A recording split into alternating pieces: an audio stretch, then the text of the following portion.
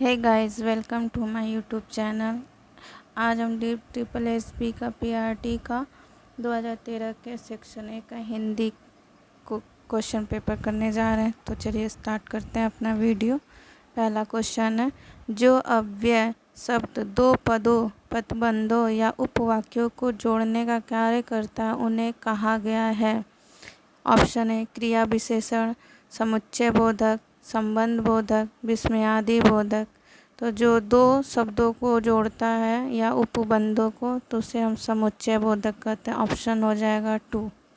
अगला क्वेश्चन, दो शब्दों के परस्पर मेल से बने तीसरे शब्द को क्या कहते हैं? तो समास कहते हैं। क्या कहते हैं? समास। दो वर्णों से मिलकर संधि बनता है और दो शब्दों से मिलकर समास बनता है। अगला क्वेश्चन, चपल शब्द का उचित विलोम चुनिए। महान, अस्थावर, अचल। तो क्या होगा? गंभीर। प्रिय। अगला क्वेश्चन, प्रिय विशेषण के साथ प्रयुक्त होने वाली संज्ञा नहीं है। कौन से ऐसे शब्द हैं जिसके साथ प्रिय लगा के वो संज्ञा नहीं बनता, विशेषण नहीं बनता? प्रिय विषय का विशेषण बन जा रहा है प्रिय, तो ये होगा नहीं। प्रिय मित्र, ये भी नहीं होगा। प्रिय कवि, ये भी नहीं होगा। प्रिय बैरी, ये ऑप्शन होगा, ऑप्शन नंबर 4। अगला क्वेश्चन, निम्नलिखित वाक्यों में से किस वाक्य में सर्वनाम का अशुद्ध प्रयोग हुआ? सर्वनाम का, वह स्वयं यहाँ नहीं आना चाहिए। वह स्वयं यहाँ नहीं आना चाहिए, इसमें सर्वनाम का सही उपयोग है, तो ये होगा नहीं। आपके आग्रह पर मैं दिल्ली जा रहा हूँ, ये भी ऑप्शन सही है, तो ये होगा नहीं। मैं तेरे को एक घड़ी दूंगा, ऑप्शन नंबर 3, ये हो जाएगा। इसमें यहाँ पे मिस्टेक है। मुझे इस बैठक की सूचना नहीं थी, ये भी सही है, तो इसलिए ये भी नहीं होगा। अगला क्वेश्चन, किस कारक में सर्वनाम शब्दों का प्रयोग नहीं होता? कौन सा ऐसा कारक है जिसमें सर्वनाम शब्द का प्रयोग नहीं होता? पहला ऑप्शन कर्म कारक, संप्रदान कारक, अपदान कारक, संबोधन कारक। तो कौन से कारक में नहीं होता है? संबोधन कारक में। अगले क्वेश्चन 67, निम्नलिखित वाक्यों में से कौन सी क्रिया अनुकरणात्मक नहीं है? फड़फड़ाना, मिमियाना, हिनहिनाना, झुठलाना। अनुकरण मतलब क्या होता है कि किसी को देख के सीखा जाए, तो ऐसा कौन सा क्रिया नहीं है? तो झुठलाना। ऑप्शन क्या हो जाएगा? झुठलाना। निम्नलिखित में से प्रेरणार्थक क्रिया का उदाहरण। प्रेरणार्थक मतलब ये होता है कि जो क्रिया हम किसी और से कराते हैं, जैसे वो खाता है या स्वयं व्यक्ति कर रहा है। मोहन घर गया या खुद मोहन घर जा रहा है। गाय चरती है, गाय यहाँ खुद चल रही। अध्यापक छात्र से पाठ पढ़वाता है, यहाँ अध्यापक छात्र से पाठ पढ़वा रहा है, तो ऑप्शन क्या हो जाएगा? 4। अगला क्वेश्चन चलते हैं, तुम मुझे पुस्तक दी।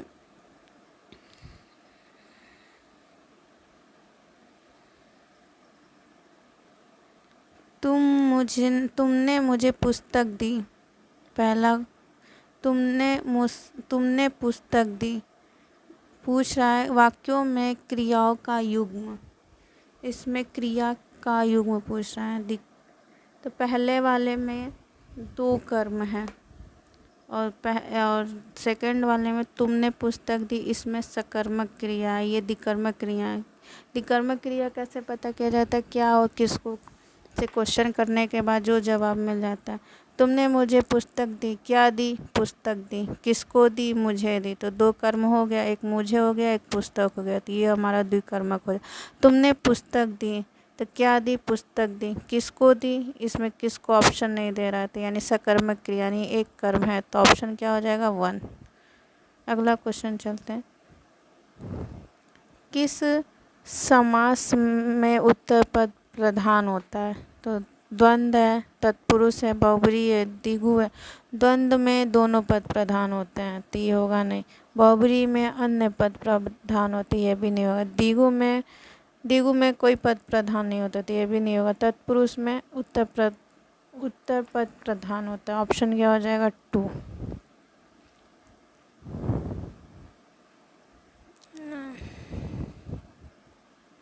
अगले क्वेश्चन पे पिताजी चाय पीकर दफ्तर चलेगा, वाक्य में क्रिया भेद बताइए। तो क्या ऑप्शन है? पूर्वकालिक क्रिया, प्रेरणार्थक क्रिया, संयुक्त क्रिया, नाम धातु क्रिया। तो नाम धातु क्रिया उसे कहते हैं जैसे हाथ से हथियाना, तो ये नाम धातु क्रिया है नहीं इसमें। संयुक्त क्रिया यानी दो क्रिया हो, एक ही वाक्य में दो क्रिया हो। राम ने पुस्तक खरीदा। संयुक्त क्रिया में दो क्रियाएं होती हैं, एक मेन क्रिया होती है और एक हेल्पिंग वर्ब होता है, तो संयुक्त क्रिया है नहीं इसमें।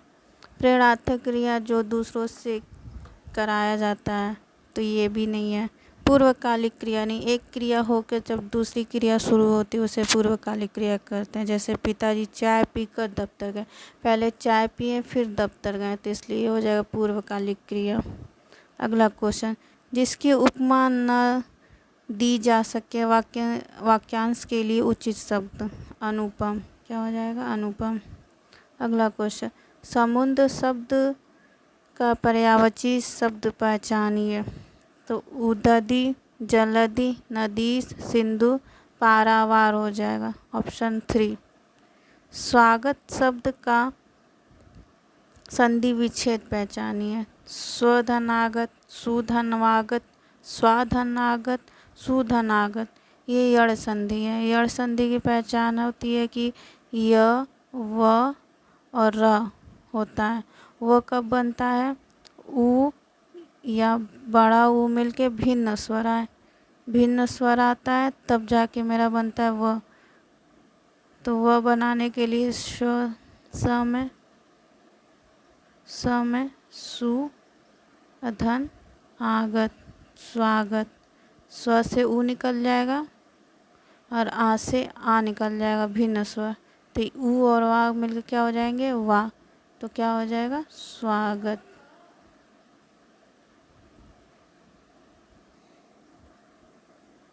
हिंदी शब्दकोश के अनुसार संतान, सकल, सचल, सक्षम शब्दों का सही क्रम ज्ञात कीजिए।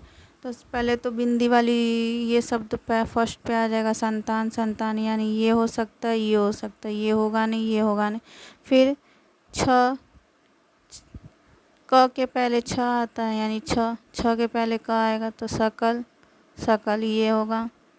तो सकल सकल दोनों में दिया है छ। फिर क के तुरंत बाद छ आता है, तो मेरा क्या हो जाएगा? सक्षम। फिर सचल हो जाएगा, तो ऑप्शन मेरा डी। क्या हो जाएगा? ऑप्शन मेरा डी। क के बाद ही छ आता है तुरंत, तो इसलिए क और छ पहले फिर बाद में च आएगा, तो ऑप्शन नंबर 4। 76 से 80 पैराग्राफ दिया है। पैराग्राफ चलिए देखते हैं क्या है।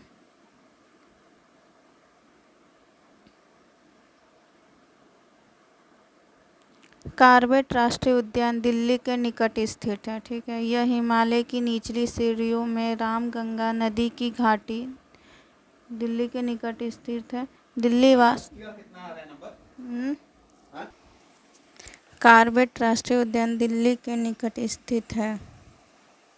यह हिमालय की निचली श्रेणियों में रामगंगा नदी की घाटी में है। दिल्ली वासी सड़क मार्ग से बड़ी सरलता से यहाँ पहुँच सकते हैं। वे कुछ रास्ता रेलगाड़ी से और शेष को सड़क मार्ग से भी तय कर सकते हैं। कार्बेट राष्ट्रीय उद्यान का निर्माण 1936 में हुआ था। यह भारत का पहला राष्ट्रीय उद्यान था। अप्रैल 1973 में शिकारियों से बाघों की रक्षा के लिए बाघ परियोजना का शुभारंभ इसी उद्यान से किया गया। बाघों के अतिरिक्त कार्बेट राष्ट्रीय उद्यान में अन्य अनेक पशु भी बड़ी संख्या में रहते हैं।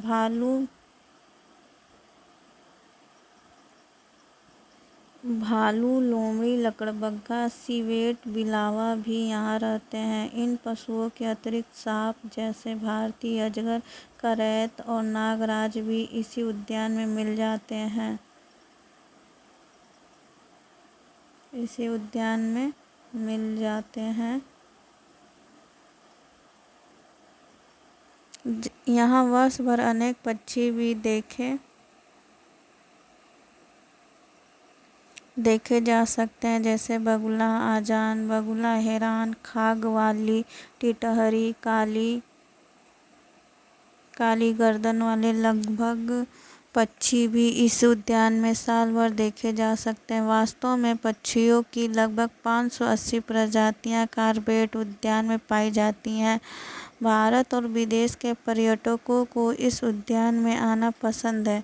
वे हाथी पर सवार होकर पार्क में बाघ की झलक पाने का आनंद उठाते हैं। हाथी बाघों से नहीं डरते, इसलिए हाथी की सवारी पर्याप्त सुरक्षित और आनंददायक है। चलिए पहला क्वेश्चन देखते हैं। अप्रैल 1973 में कॉर्बेट राष्ट्रीय उद्यान से क्या प्रारंभ किया गया था?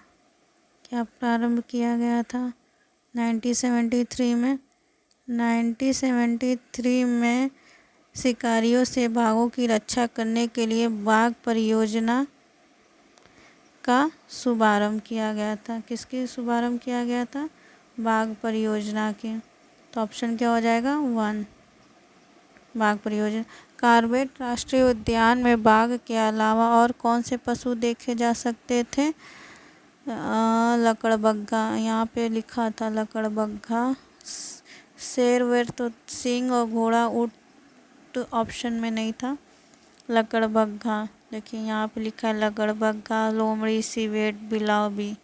तो क्या हो जाएगा ऑप्शन? लकड़बग्घा। और अगला क्वेश्चन, प्रजाति शब्द का क्या अर्थ होता है? किस्म। क्या होगा? किस्म। हाथी पर सवारी करके सैर करना क्यों सुरक्षित है? बाघों को हाथी पसंद नहीं है? नहीं, हाथी बाघों से नहीं डरते।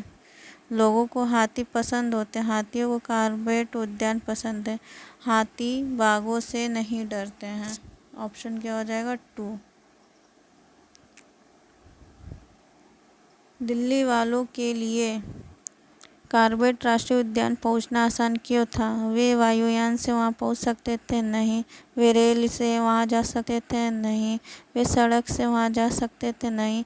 वे बहुत निकट होने के कारण वे आसानी से वहां जा सकते थे। यहाँ लिखा था दिल्ली वासी सड़क मार्ग से बड़ी सरलता से वहां पहुंच सकते थे। कुछ रास्ता रेलगाड़ी से शेष मार्ग तय कर सकते थे। तो ऑप्शन क्या हो जाएगा? दिल्ली के निकट स्थित है ये, तो क्या है वो? निकट होने के कारण वो आसानी से वहाँ जा सकते हैं। तो ऑप्शन क्या हो जाएगा? 4। ऑप्शन मेरा क्या हो जाएगा? 4। Thank you. आज के लिए इतना ही। कल फिर से न्यू सीरीज़ आएगी। Please like and subscribe my channel. Thanks.